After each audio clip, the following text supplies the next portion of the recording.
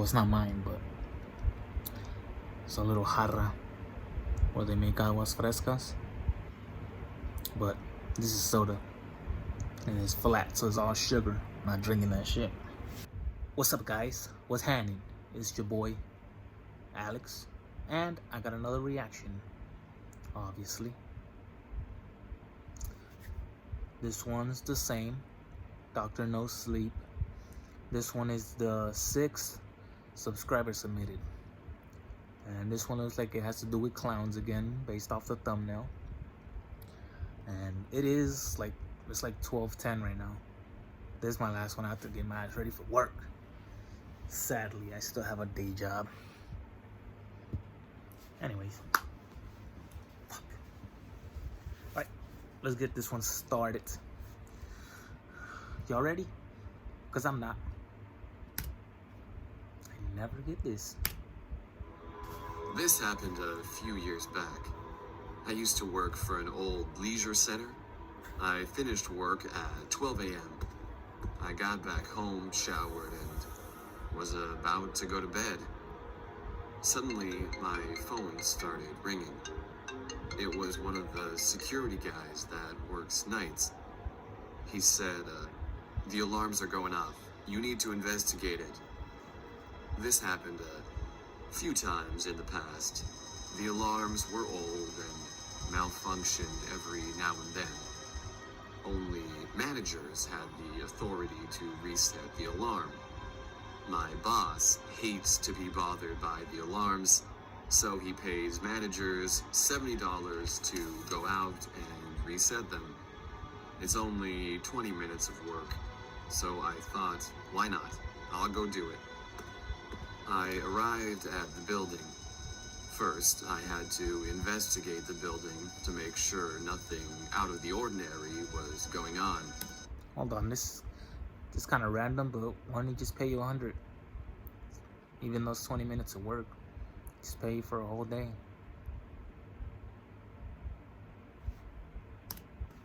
First, I turned off the alarms because they were obnoxiously loud.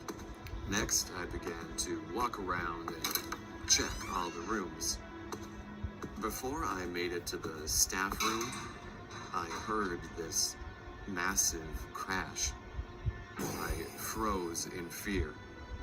The staff room door in front of me suddenly swung open. A massive man walked out.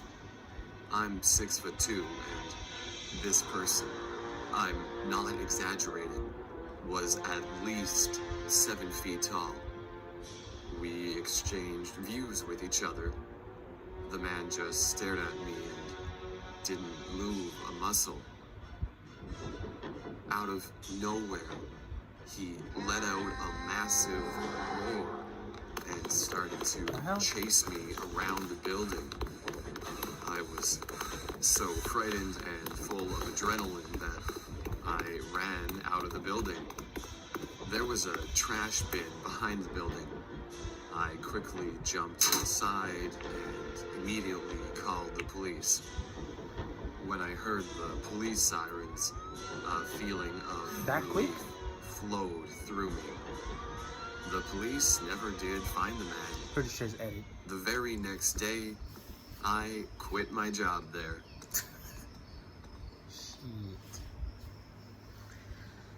I was an architecture student in Metro Manila when this story happened. I had already graduated, but I still remember this story clear as day.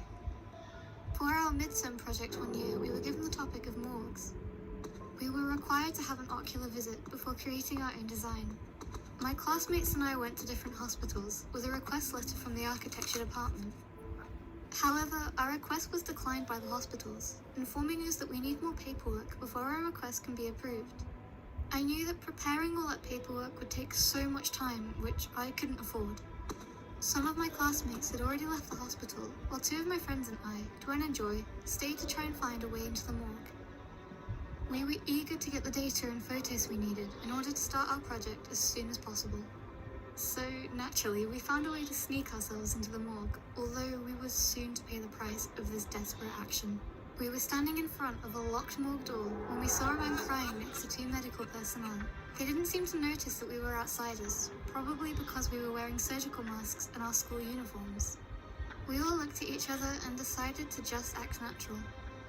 One of the medical personnel unlocked the door and I asked if we could enter. Without hesitation, he said, "Yeah, of course." As soon as he opened the door, I saw a body covered in a white cloth lying on a gurney. He moved the white cloth from the face of the corpse, revealing the person's old and pale face. He asked the man in tears if he could identify the body. The man answered that he was his relative. I felt so sad for the man. While they kept talking, my friends and I observed the place and took pictures of the spaces. The morgue was absolutely filthy and unkempt. The white tiles were turning yellow and the hospital equipment was randomly scattered around, with the metal materials all covered with rust. Drops of water were falling eerily out of the faucet by the sink. We observed further and made our way into a dark corner of the morgue.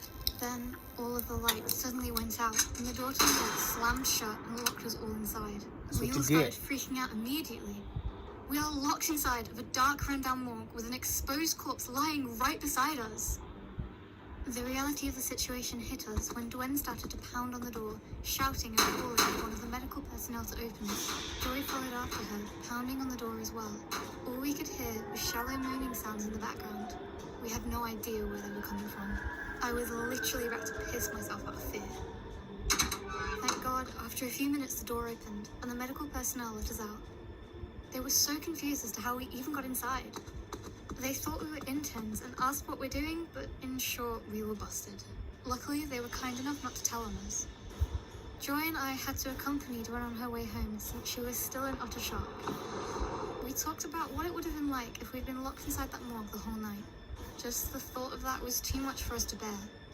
We all learned our lesson after this encounter. Never try to sneak your way into a morgue without permission. You might find yourself spending a night in a room full of dead corpses. She didn't do that to begin with. That was stupid. My name is Henry. I'm from a small town in Iowa. I live in an area where fishing and outdoor activities are really popular. On this particular day, I decided to go catfishing with my friend Connor.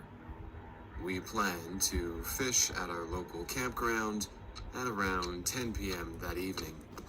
The reason we went out so late is because the fishing is much better then. We arrived at the campground and everything seemed normal. This is where you messing up. You had all day to fish. And you're gonna wait to do it at night where you can't see anything. This is what I'm talking about, where people put themselves in messed up situations. Whatever they get, whatever happens to them, they deserved it for doing something stupid. We found a good spot by the lake and casted out our lines. An entire hour went by and we didn't catch a thing. I told Connor to help me pack up so we could try a different spot. We drove to the next spot, which was only a few miles away. Once we got there, I could see another group in the distance down the road. Connor and I didn't really think much of this and figured they must be a fishing or a camping group.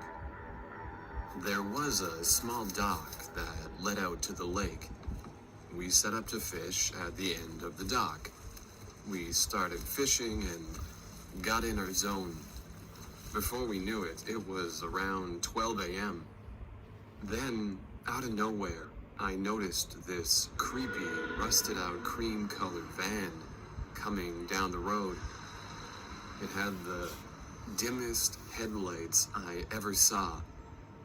It slowly drove past us.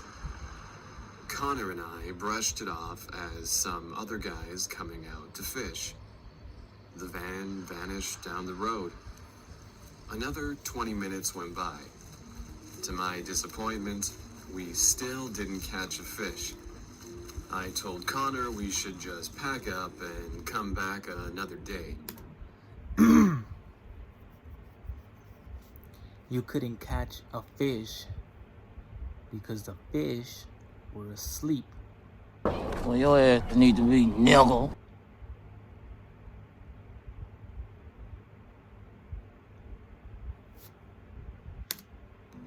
All of a sudden, we heard squeaking wheels. We turned around and saw the van coming back down the road. It was going really slow, probably about 4 miles per hour. There was a small playground back behind the road. The van turned and faced the playground. All of a sudden, the dim headlights lit up. They were so bright they seemed like military-grade lights. The playground was as bright as day. The van suddenly stopped. The sliding door of the van swung open, and both back doors opened as well. What I saw next made me freeze. The guy who got out the side had an all-black suit on and wore a red purge mask. I was about to say that. The guy who got out of the back had a black skin suit as well. They jumped and creeped around on the playground. Then they disappeared into the woods, leaving their van parked there. That's when you need to grab your shit or get in there and take their van. Shit, fuck, what do you mean? I would've, maybe. Then again, I don't know what's in there, so. Yeah, that's when you gotta dip. I played it off as some teenagers goofing around and trying to mess with people. I didn't want to let them ruin my night. Finally, after about 15 minutes, they came out of the woods. They got back in the van, and right as they were about to leave, my friend Connor walked over to them. He shined his phone's light at them. They turned the van around to face us. The light blinded us. After getting our bearings, we bolted for our car. The creepy van slowly followed behind us. We got in the car and I turned my brights on. What I saw next scares me to this day. I saw 5 guys, all dressed in clown outfits, and they all had purge masks on. They were waving at us to come over. I started honking my horn and sped off in the other direction, passing the van. I don't know what would have happened to us if we had stayed. We told local law enforcement about the incident, but they said they couldn't do anything. Ever since, I carry a knife on me. Thanks for watching. You can watch a similar video here. And don't forget to subscribe and hit that notification bell to stay tuned for more videos. That last one was stupid. That they brought that upon themselves. Damn. I'm trying to remember what the other 2 were about. Something about the 2 girls and some noises. Damn, that's sad. My memory sucks. But I do remember some of my childhood, which is weird. Well, these stories are good. Let's see. Whatever. X out of this. So I need to get my eyes ready for work.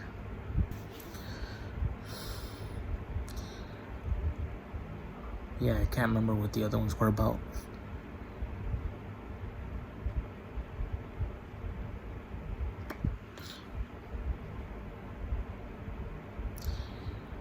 If you guys like this reaction, make sure to like, comment, subscribe if you want to. And back up. And I will see you on the next one. Later.